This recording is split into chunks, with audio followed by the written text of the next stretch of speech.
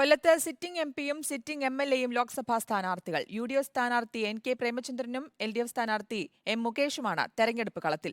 ഇരുവരും നടത്തിയ വികസനങ്ങളാണ് പ്രചാരണ ആയുധം. ഇരുവർക്കു വേണ്ടിയുള്ള ചുവരെഴുത്തുകളും തുടങ്ങി. മുകേഷിന്റെ ആദ്യ പ്രചാരണം പുനലൂരിൽ നിന്നായിരുന്നു. എൻഡിഎ ഇതുവരെയും സ്ഥാനാർത്ഥിയെ പ്രഖ്യാപിച്ചിട്ടില്ല.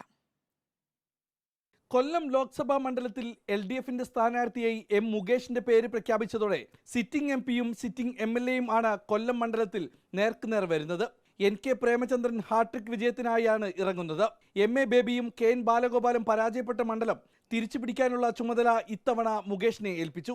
ഇരുവരും പ്രചാരണത്തിൽ വികസനമാണ് തുറന്നു കാട്ടുന്നത്. എൻ.കെ. പ്രേമചന്ദ്രൻ എം.പി നടപ്പിലാക്കിയ വികസനങ്ങളും മുകേഷ് എം.എൽ.എ നടപ്പിലാക്കിയ വികസനങ്ങളും ഓർമ്മപ്പെടുത്തുകയാണ് ഇരുകൂട്ടരും.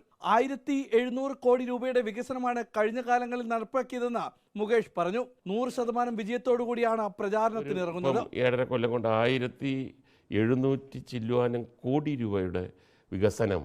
അത് വെറുതെ ചുമ്മാ ഒരു രാഷ്ട്രീയക്കാരൻ പറയുന്ന കണക്കല്ല. എം.എൽ.എയുടെ പൂർണ്ണമായ ഫണ്ട് വിനിയോഗിച്ച് വികസന പ്രവർത്തനങ്ങൾ നടത്താൻ കഴിഞ്ഞു. പൂർണ്ണ മനസ്സോടെ വൻ വിജയപ്രതീക്ഷയോടുകൂടി തന്നെയാണ് ഇവിടെ എം പി ആയിട്ട് മത്സരിക്കുന്നത്. കൊല്ലത്തേക്ക് എൽഡിഎഫും ബിജെപിയും സ്ഥാനാർത്ഥികളെ കണ്ടെത്തുന്നതിന് മുമ്പ് തന്നെ യുഡിഎഫ് എൻ.കെ. പ്രേമചന്ദ്രന്റെ പേര് ഉറപ്പിച്ചിരുന്നു. ചുമരെഴുത്തുകളും പ്രചാരണങ്ങളും നേരത്തെ തന്നെ തുടങ്ങി. കൊല്ലത്ത് ബിജെപിയുടെ സ്ഥാനാർത്ഥി ആരായിരിക്കുമെന്നാണ് എല്ലാവരും ഉറ്റുനോക്കുന്നത്. എൻഡിഎക്ക് ആരായിരിക്കും സ്ഥാനാർത്ഥി എന്നുള്ള കാര്യത്തിൽ ഇതുവരെയും തീരുമാനമായില്ല.